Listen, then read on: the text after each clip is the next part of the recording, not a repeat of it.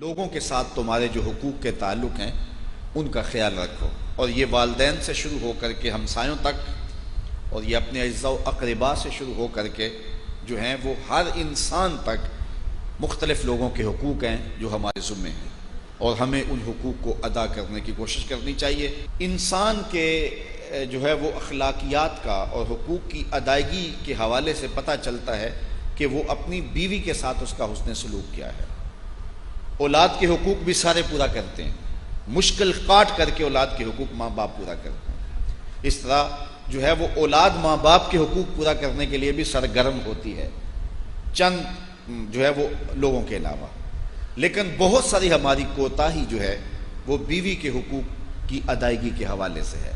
میرے اور آپ کے آقا و مولا نے ارشاد فرمایا، تم میں سے بہتر وہ ہے جو اپنی بیوی کے ساتھ بہتر ہے، اور میں تم میں سب سے زیادہ اپنی بیوی کے ساتھ بہتر ہوں۔ اور ازواج مطہرات کے ساتھ حضور کا جو حسن سلوک تھا وہ کائنات میں کسی سے پوشیدہ نہیں۔ جب وصال ہوا حضور کا تو حضور کے نکاح میں 9 ازواج تھی، اور 9 میں سے کسی ایک کو بھی رسول اللہ پر شکایت نہیں تھی۔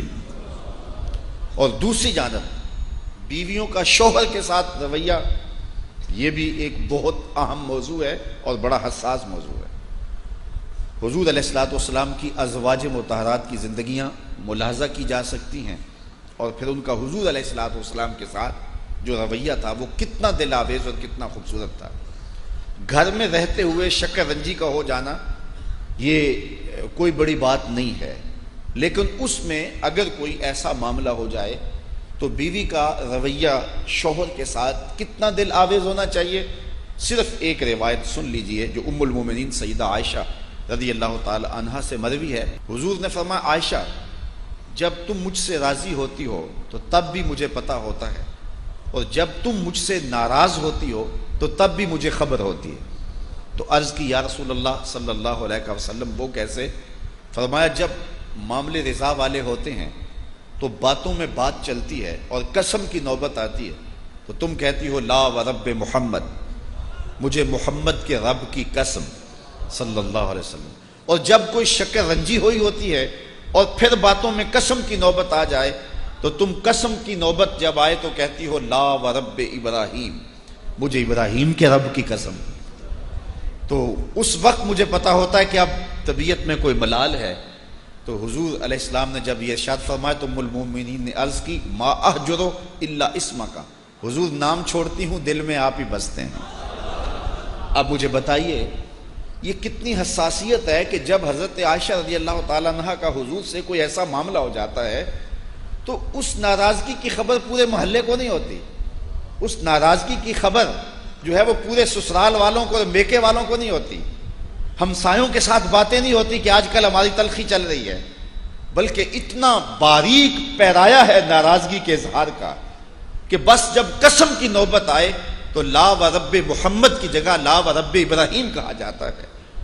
تو یہ سمجھنے والی بات ہے کہ شوہر اور بیوی کا رشتہ کتنا نازک ہے، اور شوہر سے اگر کوئی گلہ شکوہ پیدا بھی ہو جائے تو بیوی کو اس کا اظہار کتنے خوبصورت پیرائی میں کرنا چاہیے، نہ کہ جنگ و جدل کا ماحول پیدا کر دیا جائے۔ ہمارے خاندانوں میں، ہمارے گھروں کے اندر جو ازدواجی زندگیاں ہیں وہ بہت ہی زیادہ تلخ ہیں، الا ماشاءاللہ سویر سے لے کر شام تک ایسی کہانیاں سامنے آتی ہیں۔